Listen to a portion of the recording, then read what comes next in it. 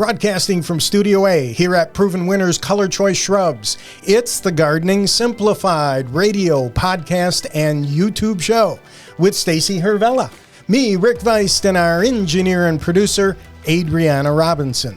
Stacy, with mysteries, to solve them, you've got to have good clues. And there are many mysteries in life. When you think about it, did the Loch Ness Monster actually exist? Does Area 51 house crashed UFOs? Is the Bermuda Triangle legend or real? Many mysteries in life, and we're going to add to that list, why won't my hydrangeas bloom? If I had a dime for every time I've been asked that question. And I'm going to say right off the bat, Stacy, along the line of clues, that when people approach me in the garden center, often they'll say, my hydrangea won't bloom. Then I ask them, what kind of hydrangea do you have? And maybe, what is the cultivar? They can't answer the question. And I don't blame them. Nobody carries around that sort of thing if you don't deal with plants every day. But Stacy, Proven Winners Color Choice Shrubs has spent a lot of time trying to demystify hydrangeas because to many people, they are a mystery. They are such a mystery. And, I think that boils down to one single and actually very simple point. And it's exactly what you just said. People think that hydrangea is just a monolith. Yes. It's like all hydrangeas are hydrangeas, and that's the end of the story. And that's not the case at all. There are 6 main types of hydrangeas that are grown in North American gardens, and each one is a different species. Each one has different characteristics, and even though they all require somewhat similar growing conditions, they all have some unique kind of quirks and differences that means that you can't just apply one way to care for them and expect the same results. Exactly. Let's take a look at the roster. Let's look at the scorecard if you're keeping score at home. So you have Hydrangea macrophylla. It's also known as florist hydrangea, hortensia, mophead, lacecap hydrangea. That in itself is confusing. Then Hydrangea paniculata, some people call them PG hydrangeas. Then smooth hydrangea arborescens, or some people will call them Annabelle hydrangeas. Then climbing hydrangeas, mountain hydrangeas, the serrata hydrangeas, oak leaf hydrangeas. And now you're just messing with me because on top of that, we've got the reblooming hydrangeas, also known as, and I'm going to make sure to get this right from Stacy, is it remontant? Remontant is the technical term. Okay. But it really is just French for like flowering again. Flowers again. Yes. Comes to life again. Flowers again. Then you have a host of improved cultivars. We've come a long way since botanical explorers on maritime trade routes brought the plant to Europe and the United States from Asia in the 18th century. And then Stacy explained flirty girl false hydrangea to me.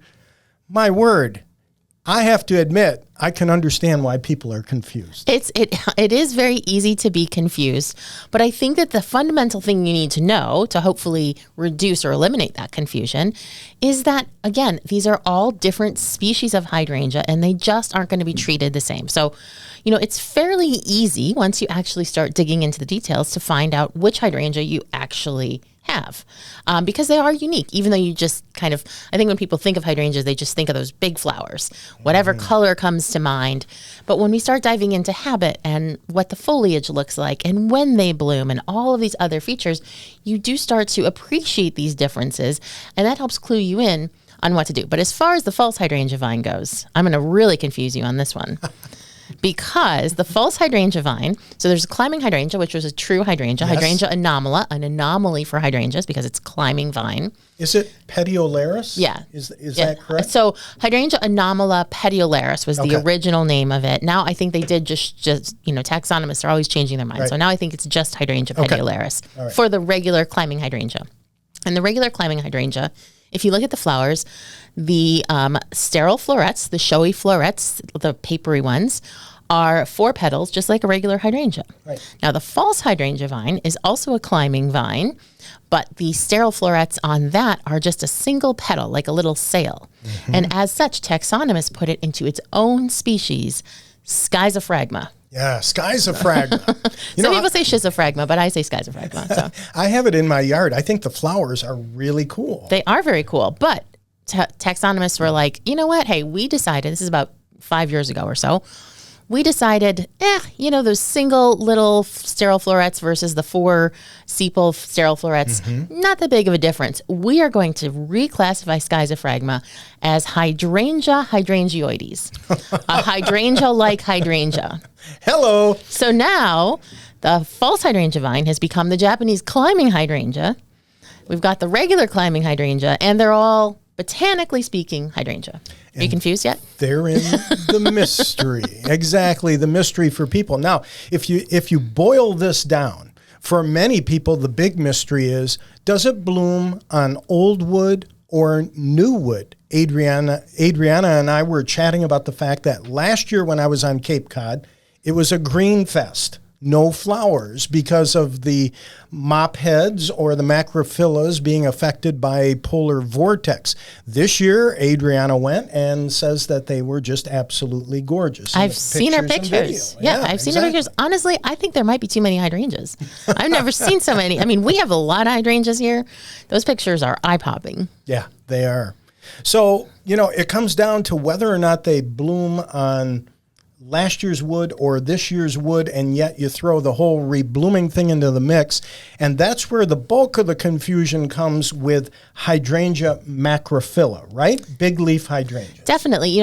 So people hear people like me and you throw around these terms, old wood and new wood, all the time. But another way to think about those is, when does the hydrangea set its flower buds? Okay. So Hydrangea macrophylla sets its flower buds in August for the next year. So that's what it means, set on old wood. It's on wood that it created this year. By the time it blooms, that wood is a year old. That's old wood.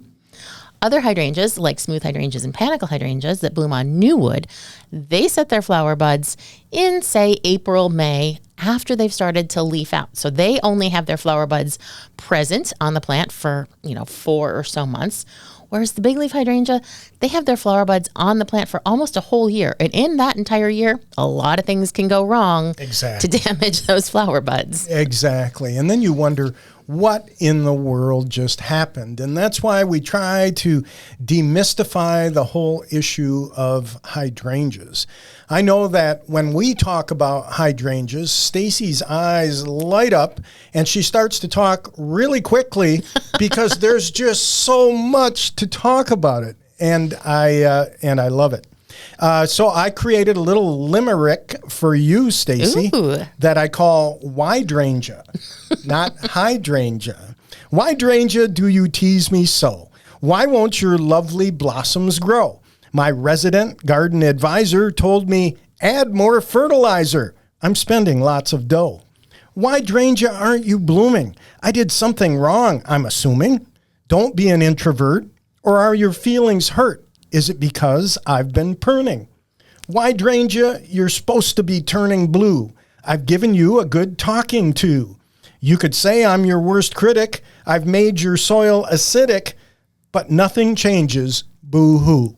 Oh, I love that. That was marvelous. So I tried to put this in, just a synopsis of what we're wrestling with here in an approach that maybe resonates with me. Yeah, and there's just so many other factors. There's the color factor. A lot of times, one thing that confuses people is they buy a hydrangea one year, and of course, growers want to send that to the garden center in bloom. They buy it in May. The thing looks great. Yep. Next June, July rolls around and they're like, whoa, last year my hydrangea was blooming in May. Why isn't it blooming this year? And so there's so many factors that are confusing. But ultimately, I think, we created, you were joking about Hydrangeas Demystified and the mystery of hydrangeas. But we created Hydrangeas Demystified, a very informative sheet to help people understand the differences and how they impact the plant. And that will hopefully help people. And we'll, of course, link to that in the show notes at gardeningsimplifiedonair.com and in the caption on our YouTube video as well. But it does take some dedication to sitting there and figuring it out. Yeah. Not a lot of time. And I would find that to be a very rewarding endeavor myself.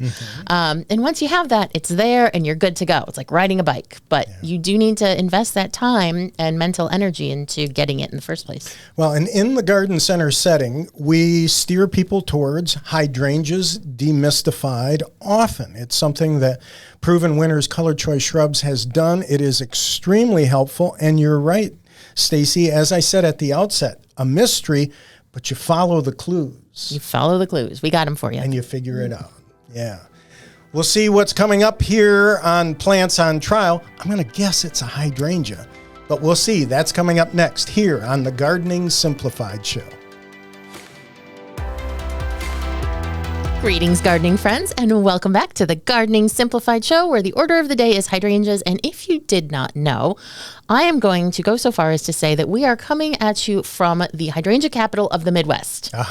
I don't think that out here in West Michigan, you could find more hydrangeas in 5 square miles than the area that includes our facility and our trial garden. Very true. There are so many hydrangeas here, and it's such a wonderful time of year to work here and see them all. And I do love hydrangeas.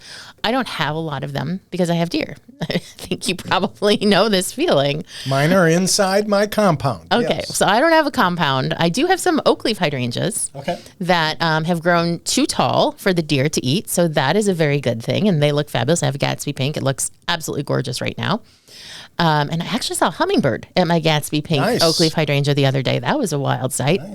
And I have a couple of hydrangea arborescens that have found their way to growing within a different shrub so the deer can't eat them, because the deer love hydrangea arborescens. So I have these old lilacs that were at my house when we purchased it. And so these hydrangea arborescens have grown in them, and the deer can't really stick their heads in there. And then that's where my couple of arborescens bloom. Great concept. And fortunately, arborescens also bloom on the same year's wood. New wood, correct? Exactly. New wood. But, the fact is that there's so much to say about hydrangeas.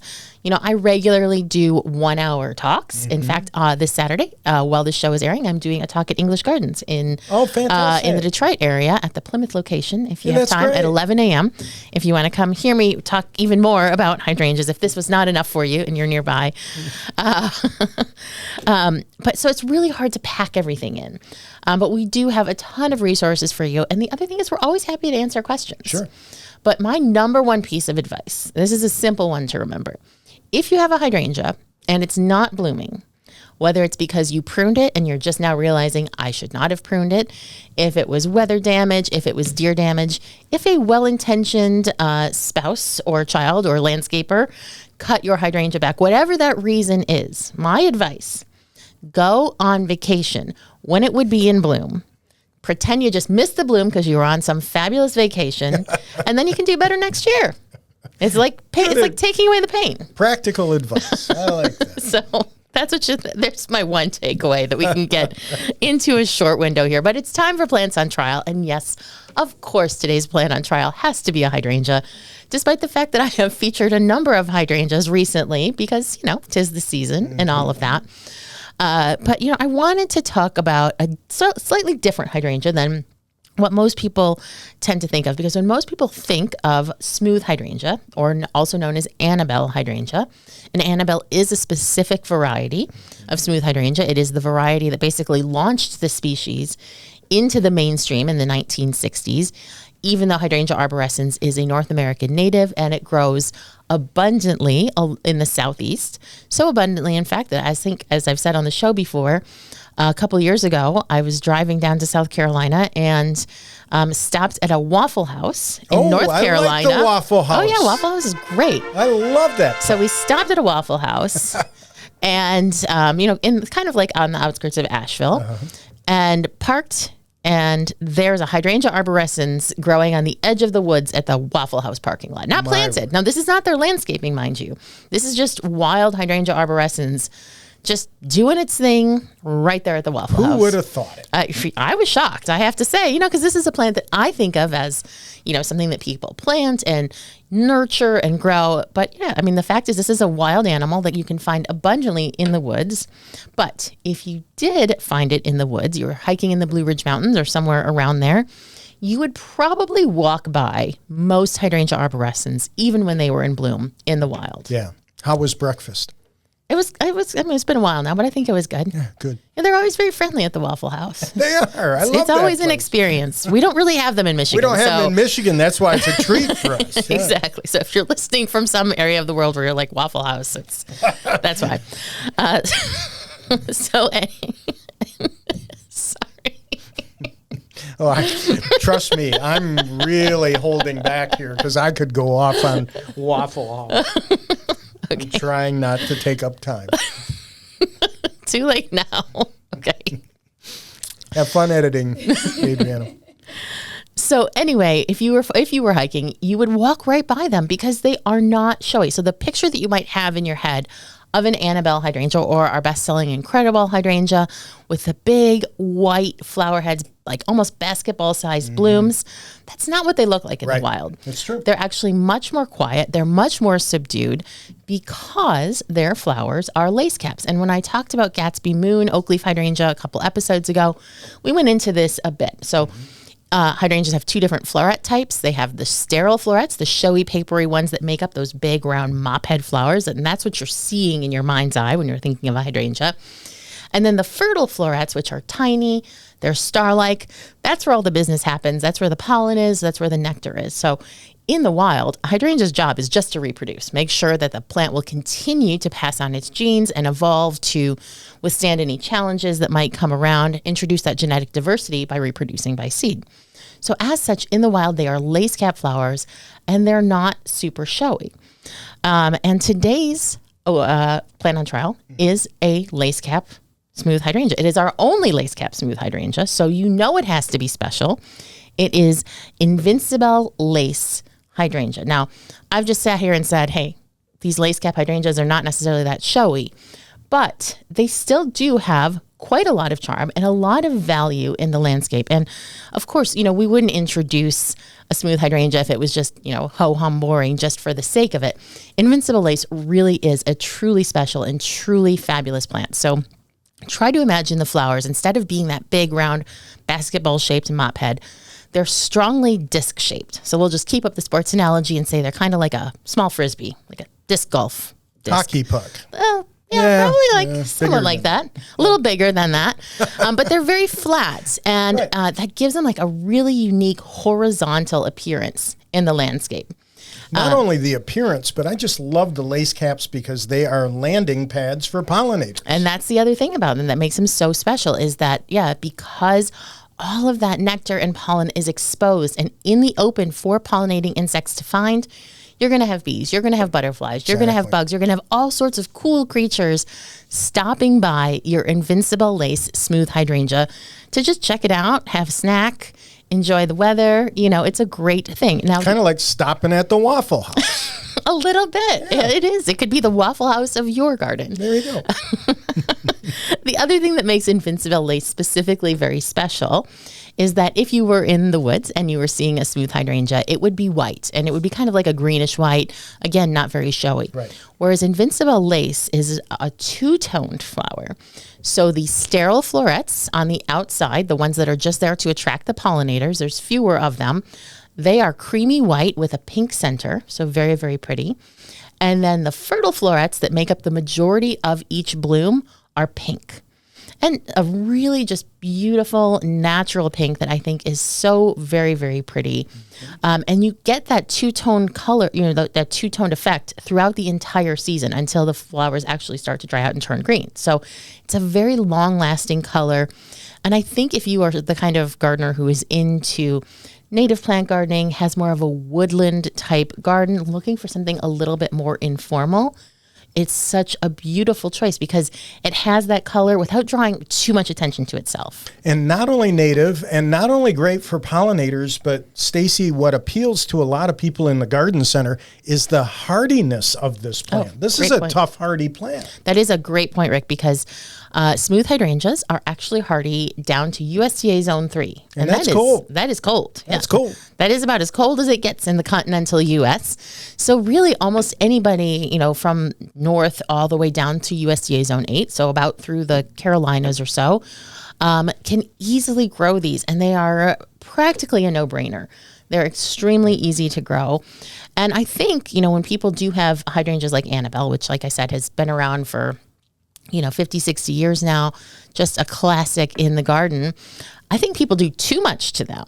I think people are overly maintaining overthinking it because they typically cut them back to the ground. And that is a terrible idea. Right. You don't want to do that because then you're forcing the plant every single year to reinvent itself as a new woody plant. You take away all that wood, it put all the energy into growing and make it do it all over again. Of course, the stems are going to be weak. What we recommend instead, no matter what type of smooth hydrangea you have, whether it's Annabelle or one of our improved varieties like Invincibelle or the Invincibelle series, is you want to cut it back by about 1/3 its height. And what that does is it kind of splits the difference. It keeps a nice sturdy wood base while also encouraging a lot of new growth, so you get a lot of flowers because that's what it's all about. You bet. Now, another thing that makes Invincibelle lace very special is very sturdy stems. And this is very typical of the more wild types. They're going to have those really nice, strong stems. So this is not a plant that you need to worry about finding on the ground after one of those crazy summer storms that we've been having. And out here in Michigan, we have been having quite a lot of summer storms. So if you have an older smooth hydrangea and it's on the ground and you're just like, this is no fun, this is ruining my summer, take it out, replace it with a stronger stemmed variety like Invincibelle, like Invincibelle lace. Again, this is a plant that I think a lot of people would potentially be overlooking in the garden center because they are just so focused on those big showy mop heads. But there is so much charm and so much value in lace caps like Invincibelle lace that I really think that people should give them a little more credit, give them a second look, and think about adding one to their garden. Value is the word. Let's take a break and have some waffles. Want some waffles, Adriana? Yeah, sounds good to me. Sounds like a plan. Or their famous hash browns. We're going to take a break. We'll be back in a minute.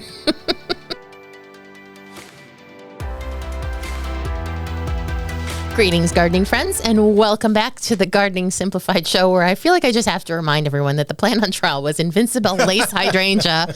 Got a little sidetracked there, and if you want to know more about it, see photos, please do visit our website, gardeningsimplifiedonair.com, and check out the show notes, and everything you need to know about it is there, as well as how you can find a retailer near you that sells Proven Winners Color Choice shrubs. But let's get to the mailbag. The first question today actually comes from Rick's dad. Yeah. And I'm glad that you passed this on because this is a great question.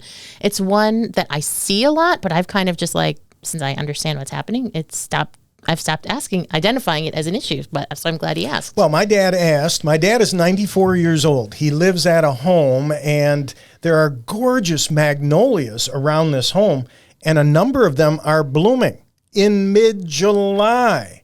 And he's like, that's wrong. They should be blooming in April, not in mid-July. What's going on, Rick? I gave him my answer. He said to me, I'd like to know what Stacy thinks. Oh, did he? Yes. Well, what was your answer? Well, my answer was they do that pretty regularly. We'll see that. And you're robbing Peter to pay Paul because when they do bloom in summer, that's less blooms for next spring.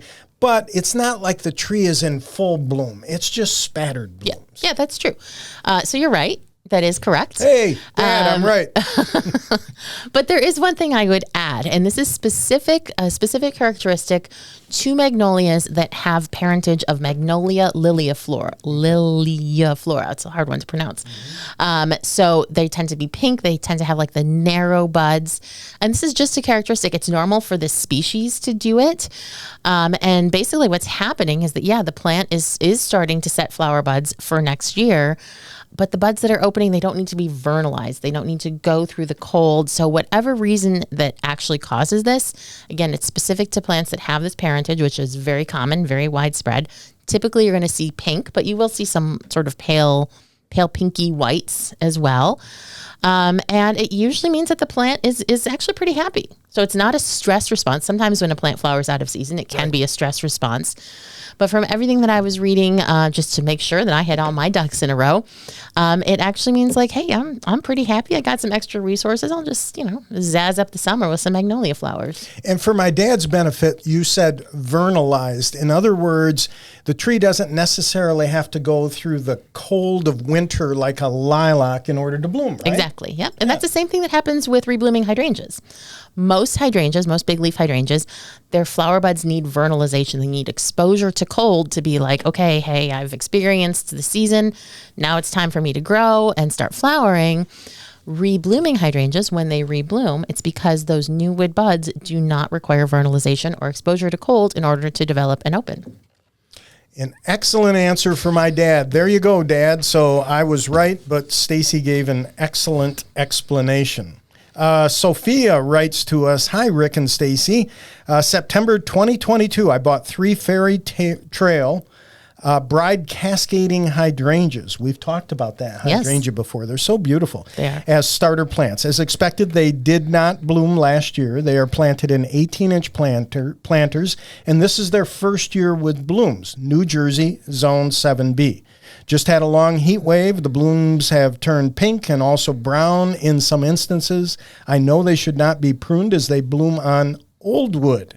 Can I deadhead them now? Will they rebloom later this season? So this is such a good question because, Fairy Trail Bride Cascade hydrangeas, they're a newer hydrangea. We introduced the first one about 4 or 5 years ago, so they're really starting to grow in popularity. But the answer that I'm going to give, Sophia, does apply for any big leaf hydrangea that you are seeing. And the answer is if your flower buds are not aging gracefully for whatever reason, it could be because you live in a hot climate, it could be because it dried out. Those are probably the biggest main reasons. But if the flower buds, instead of turning green and looking pretty, are turning brown, by all means, go ahead and take them off. Deadheading is a type of pruning, but it's not the same as actually pruning your hydrangea in the way that we say, don't prune your hydrangea. Exactly. The trick is to just take that bloom in your hand and then trace the stem back and cut it off above the first set of leaves. So sometimes when you're doing this, you'll lift up that bloom and see there's some little leaflets down there. You can ignore those. You want to trace it down to where there's 2 leaves emerging directly across from each other and cut just above that. And if you do that, you'll neaten the plant's appearance without cutting into any old wood where the flowers for next year are probably already forming. Now, Fairy Trail Bride hydrangea generally will not really rebloom and might put out a few blooms, so you don't have to worry about it.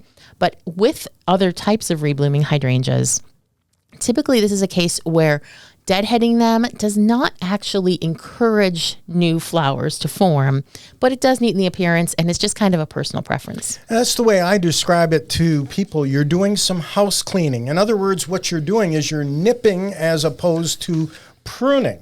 But the minute you do something like that, for a lot of people, they're fearful that, again, along the mystery of hydrangeas, they're making a mistake. Yeah, but as always, the golden rule with hydrangeas, or really almost anything in the garden, is when in doubt, just don't. Just wait, do some research, ask your friends on the Gardening Simplified Show, write into provenwinners.com. We'll get you an answer that will put you on the right track so you learn something and you don't make a mistake.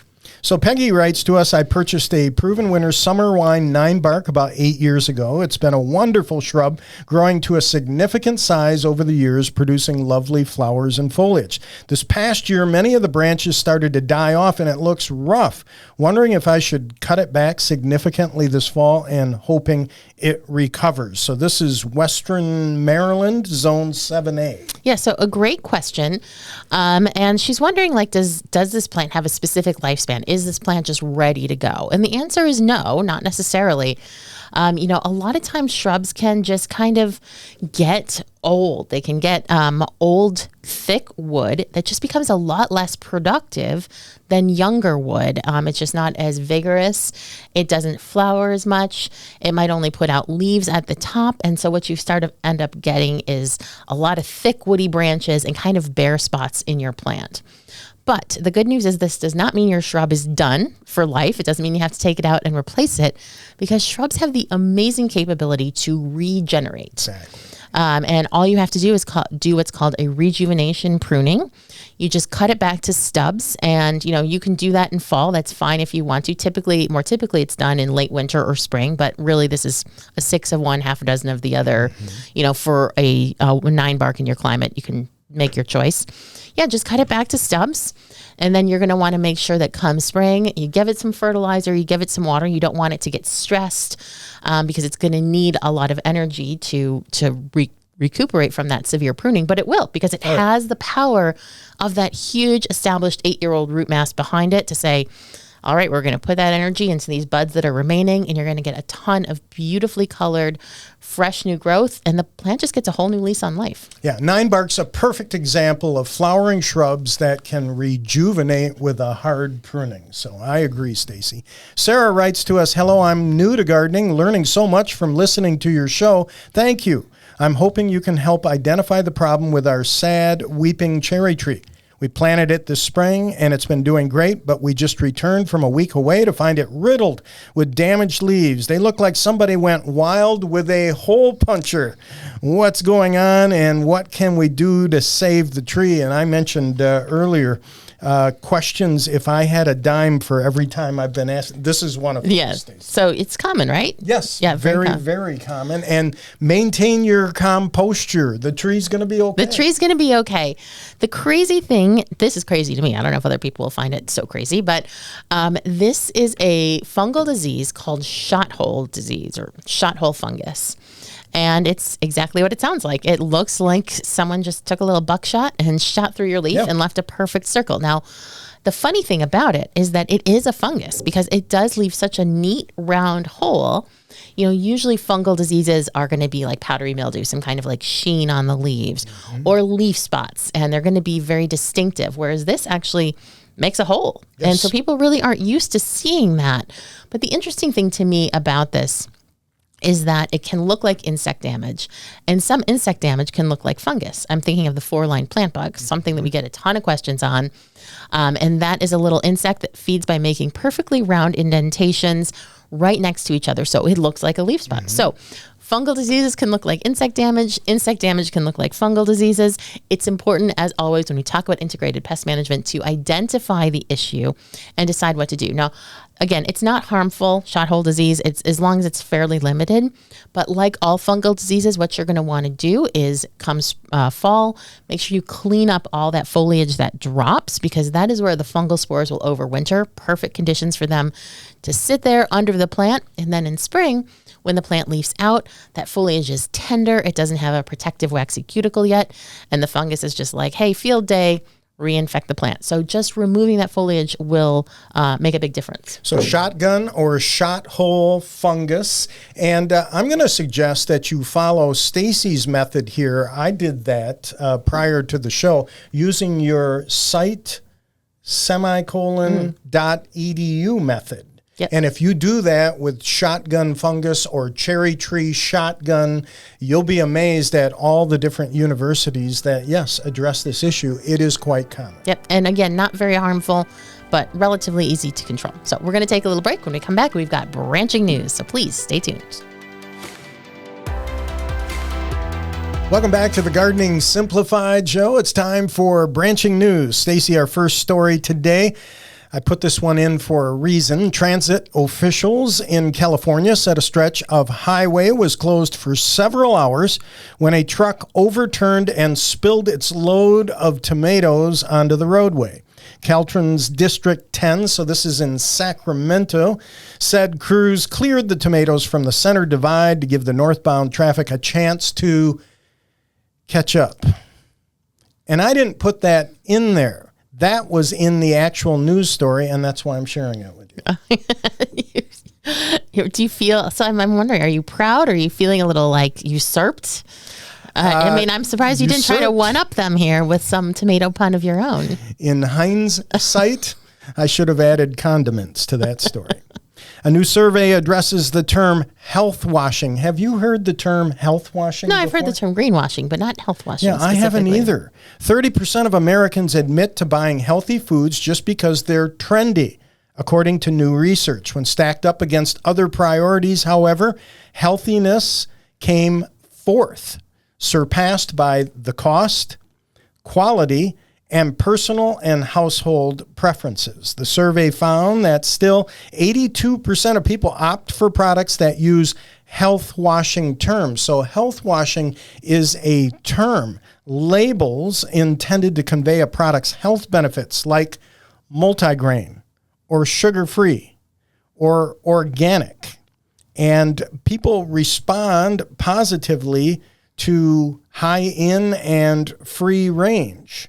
So it's rather interesting. So health washing would be using terms like sugar-free, multigrain, reduced, fortified, light, all of those sorts of things. The number one health washing term on the list, organic produce. Interesting. Yeah. Because organic does have a meaning, and it doesn't necessarily have a correlation to health. It just means the way it's grown. Exactly. Exactly. Interesting. Well, coming up on next week's show, we're going to be talking about Eat Your Landscape, and we'll do a little bit of health washing ourselves. So I just found that to be rather interesting. All right, branching news always has to include a good hose story because you know my relationship with hoses, which is not very good. Fairfield, this is Sacramento. An officer thwarts a July 4th blaze with a garden hose, showcases firefighting heroics amid Independence Day festivities. So in an act that melded civic duty with outright heroism, a Fairfield police officer, later identified as Officer Neal, insulated a home from destruction of fire on America's Day of Independence a few weeks ago. So he knocked on the door, the fence is on fire, the house is going to be on fire. No one answered the door, so he just took matters into his own hands, took the good old trusty, reliable garden hose, put out the fire. And it's a good thing he did because as per a tally by the Fairfield Fire Department, the firefighters shouldered the burden of 77 calls that day over their 24-hour shift. Oh, my gosh. Trees on fire, fences on fire, roofs on fire. Are you kidding me? Yeah, I am just glad and shocked that the hose didn't kink while he was trying to pull it out and put out the fire. Same thought that... Get caught on the corner of the bed. Any number of those things that can happen with a garden hose. Oh, it would have happened to me. I'll bet the fire chief had a short fuse the next day. Do you root for the Bears or the salmon? Now, I'm bringing this up only because here today on Branching News, maybe some people aren't aware of this, but it's fun for me to watch live cams. And there's a great live cam. We're going to put the link at gardeningsimplifiedonair.com. There's great live cams on explore.org. And this particular one I was watching the other day was of Brooks Falls, Katmai National Park in Alaska, and you can watch the fish jumping the falls here, and then you kind of sit there and you root for either the bears or the salmon. These live cams are fun. Oh, they are. Explore.org is a great website. And, the Katmai webcam became so famous because that is the home of Fat Bear Week. Yes. Right. So that's where the bears live that you vote on in Fat Bear Week. So whether you're rooting for the bears or the salmon probably depends on how much you enjoy Fat Bear Week every October. I love that. A few weeks ago, we had a show on snakes and spiders, a follow-up story. Big Burmese python was found slithering outside an Indiana home. Animal rescuers in Indiana are trying to solve the mystery of a slithery surprise after a large snake was found wandering outside of the home. I'm not so sure I would say wandering. I don't think snakes wander. But anyhow, he was there. The Westfield Police Department said the slithery surprise was spotted on Barney Circle, and the Exotic Animal Rescue and Pet Sanctuary was called in to collect what is believed to be a large Burmese python. Police shared a photo on Facebook showing the yellow snake failing to blend in with the greenery and landscape right outside the home. And the police, as a matter of fact, said, if this guy belongs to you, please call them. See, they even have a sense of humor. So they couldn't find this snake, I guess, initially, even though it's a big snake. It did try to hide in the shrubbery. You could say he was viper active, but they caught up to him, and he is now at a, being cared for by a animal sanctuary. Well, that's good. I'm glad I had a happy ending.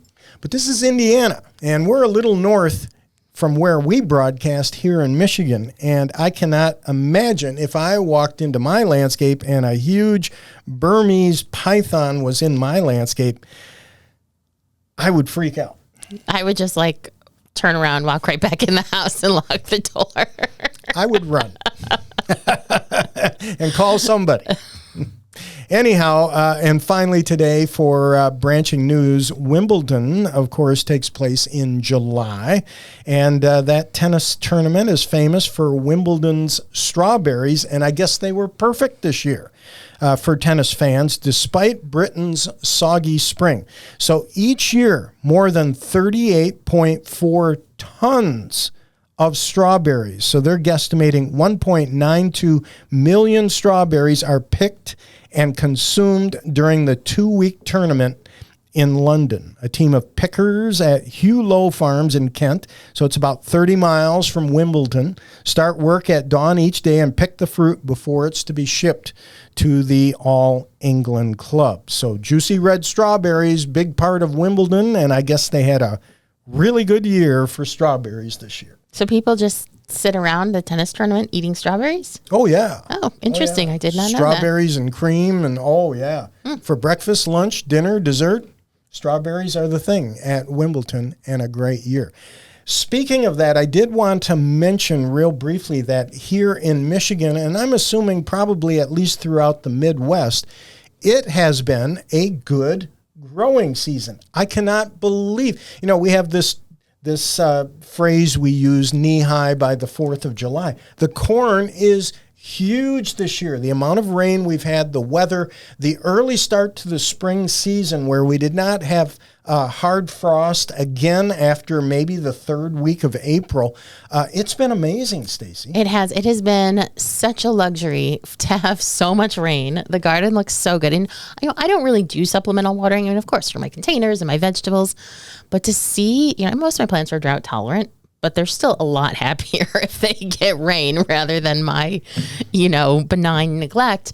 But yeah, everything looks so good. Everything is so lush and so beautiful. And it's just, if you're a gardener and if you are a gardener who hates garden hoses and hate paying high water bills, this is the season for you. It's great. It's been great. And of course, we mentioned my dad earlier in the show, and at the home there's 2 things they love to complain about as they sit around: the weather and the food in the cafeteria. Well, I can't do anything about the cafeteria, but let me tell you, we've got to make sure to make a point to say, wow, fabulous, and praise the weather when we're not complaining about drought or something like that. At least here in Michigan and in the Midwest, it's been quite a growing season. Yeah, and also here it's been very cool. We've had a couple periods of hot weather, but for the most part, the weather has been delightful. The rain has been abundant, and I'm going to knock on wood, but this has been a marvelous season so far weather-wise, I'd say, for us. Yes, and I'm thinking about the pumpkins, too, this fall. And in October, of course, a pumpkin is 80 or 90% water or whatever it is. So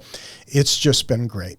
We hope you're having a great gardening season wherever you live, and thank you for tuning in the Gardening Simplified Show, whether it's radio, podcast, or YouTube. And, of course, make sure to visit gardeningsimplifiedonair.com.